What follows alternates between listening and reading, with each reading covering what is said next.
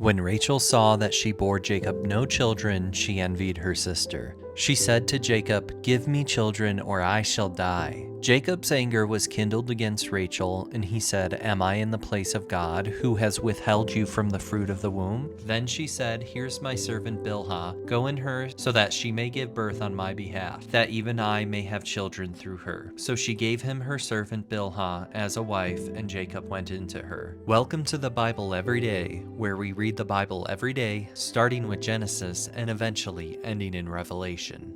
And Bilhah conceived and bore Jacob a son. Then Rachel said, "God has judged me and has also heard my voice and given me a son." Therefore she called his name Dan. Rachel's servant Bilhah conceived again and bore Jacob a second son. Then Rachel said, "With mighty wrestlings I have wrestled with my sister and have prevailed." So she called his name Naphtali. When Leah saw that she had ceased bearing children, she took her servant Zilpah and gave her to Jacob as a wife. Then Leah's servant Zilpah bore Jacob a son. And Leah said, "Good fortune has come," so she called his name Gad. Leah's servant Zilpah bore Jacob a second son. And Leah said, "Happy am I, for women have called me happy." So she called his name Asher. In the days of wheat harvest, Reuben went and found mandrakes in the field and brought them to his mother Leah.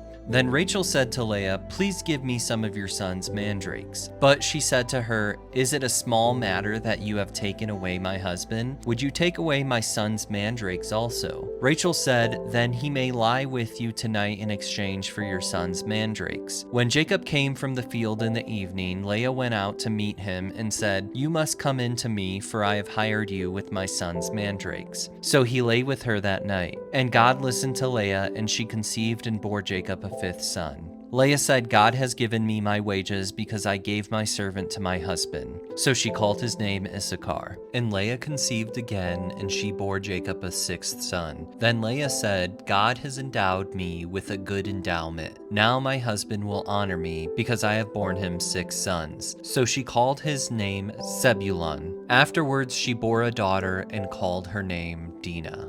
Then God remembered Rachel, and God listened to her and opened her womb. She conceived and bore a son, and said, "God has taken away my reproach." And she called his name Joseph, saying, "May the Lord add to me another son."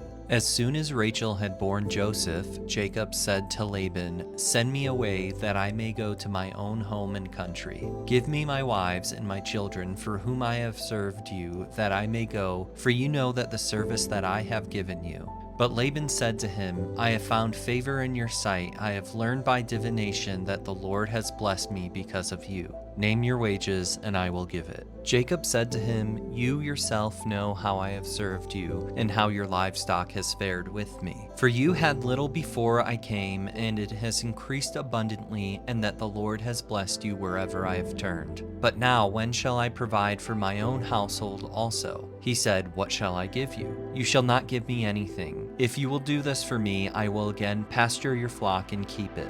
Let me pass through all of your flock today, removing from it every speckled and spotted sheep and every black lamb, and the spotted and speckled among the goats, and they shall be my wages. So my honesty will answer for me later, when you come to look into my wages with you.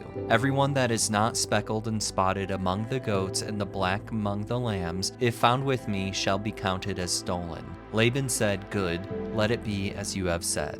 But that day Laban removed the male goats that were striped and spotted, and all the female goats that were speckled and spotted, every one that had white on it, and every lamb that was black, and put them in charge of his sons. And he set a distance of 3 days' journey between himself and Jacob pastured the rest of Laban's flock. Then Jacob took fresh sticks of poplar and almond and plane trees and peeled white streaks in them, exposing the white of the sticks. He set the sticks that he had peeled in front of the flocks in the trees, that is, the watering places where the flocks came to drink. And since they bred when they came to drink, the flocks bred in front of the sticks, and so the flocks brought forth striped, speckled, and spotted. And Jacob separated the lambs and set the faces of the flocks toward the striped and all the black in the flock of Laban. And he put his own droves apart and did not put them with Laban's flock. Whenever the stronger of the flock were breeding, Jacob would lay the sticks in the troughs before the eyes of the flock, that they may breed among the sticks. But for the feebler of the flock, he would not lay them there. So the feebler would be Laban's, and the stronger would be Jacob's.